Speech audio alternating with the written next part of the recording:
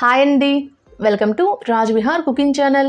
ఈరోజు మనము దేవుడికి నైవేద్యంగా పెట్టే బెల్లం అన్నాన్ని ఎలా తయారు చేసుకోవాలో చూద్దాము. దీన్నే బెల్లం పరమాన్నం అని కూడా అంటారండి.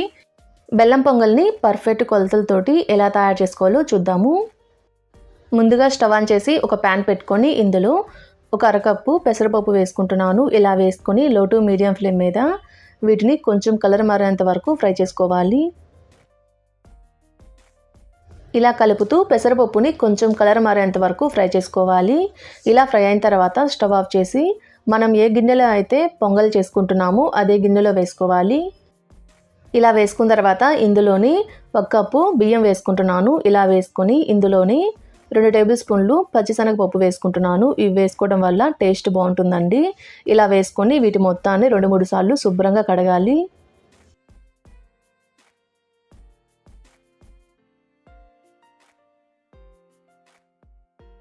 ఇలా వీటి మొత్తాన్ని 2-3 సార్లు శుభ్రంగా కడిగి తీసుకున్నాను. ఇలా తీసుకున్న తర్వాత ఇందులో మనం ఏ కప్పుతో అయితే బియ్యం తీసుకున్నామో అదే కప్పుతోటి 2 కప్పులు నీళ్లు పోసుకొని ఒక అరగంట పాటు నానబెట్టుకోవాలి.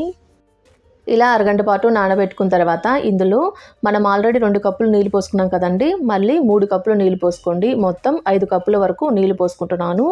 ఇందులోని 1 కప్పు పాలు కూడా పోసుకుంటున్నాను. ఇలా పోసుకొని ఒకసారి కలుపుకోవాలి. ఇక్కడ నేను నీళ్ళు పాలు 2 కలిపి 6 కప్పుల వరకు తీసుకున్నాను. ఇలా ఇష్టం లేకపోతే మొత్తం పాలతో అయినా చేసుకోవచ్చండి. ఇప్పుడు స్టవ్ ఆన్ చేసి ఈ గిన్నె స్టవ్ మీద పెట్టి దీని మీద మూత పెట్టి ఒక పొంగు వచ్చేంత వరకు హై ఫ్లేమ్ మీద ఉడికించుకోవాలి. ఇలా ఒక పొంగు వచ్చిన తర్వాత మూత తీసి మీడియం ఫ్లేమ్ మీద మధ్య మధ్యలో కలుపుతూ అన్నం బాగా మెత్తగా ఉడికేంత వరకు ఉడికించుకోవాలి. నార్మల్గా పరమాన్నంలో కొంచెం పాలు తక్కువగానే వాడతారండి. మీరు పాలతో మాత్రమే చేసుకోవాలనుకుంటే ఇక్కడ నేను తీసుకున్న పాలు నీళ్ళు 2 కలిపి 6 కప్పుల వరకు ఉన్నాయి కదండి, మీరు పాలు మాత్రమే 6 కప్పులు పోసుకొని చేసుకోవచ్చు. అన్నం బాగా మెత్తగా ఉడికిన తర్వాత ఇందులో ఒక 1/2 టేబుల్ స్పూన్ యాలకుల పౌడర్ వేసుకుంటున్నాను. ఇక్కడ నేను ఏ కప్పుతో అయితే బియ్యం తీసుకున్నానో అదే కప్పుతోటి 2 కప్పుల బెల్లం వేసుకుంటున్నాను. ఇలా వేసుకొని బెల్లం మొత్తం కరిగేంత వరకు కలుపుతూ ఉడికించుకోవాలి. బెల్లం వేసుకున్న తర్వాత పొంగల్ అయితే కొంచెం లూజ్ అవుతుందండి. ఇది కొంచెం గట్టిపడేంత వరకు కలుపుతూ ఉడికించుకోవాలి. ఇలా కలుపుతూ ఉంటే పొంగలి కొంచెం గట్టిపడుతుందండి. ఇప్పుడు ఈ గిన్నె పక్కన పెట్టుకొని ఈ స్టవ్ మీద ఒక చిన్న ప్యాన్ పెట్టుకోవాలి. ఇందులో ఒక 4 టేబుల్ స్పూన్లు నెయ్యి వేసుకుంటున్నాను. ఇలా వేసుకొని నెయ్యి బాగా కరగనివ్వండి. నెయ్యి వేడైన తర్వాత ఇందులో కొన్ని ఎండు ద్రాక్ష వేసుకుంటున్నాను. ఇందులోని కొన్ని ఎండు కొబ్బరి ముక్కలు వేసుకుంటున్నాను. అలానే కొన్ని జీడిపప్పును కూడా వేసుకొని వీటి మొత్తాన్ని కలుపుతూ ఫ్రై చేసుకోవాలి. ఇలా కలుపుతూ వీటిని బాగా ఫ్రై చేసుకోవాలి. ఇలా ఫ్రై చేసుకున్న తర్వాత స్టవ్ ఆఫ్ చేసి వీటి మొత్తాన్ని మనం ముందుగా రెడీ చేసుకొని పెట్టుకున్న పొంగల్లో వేసుకోవాలి.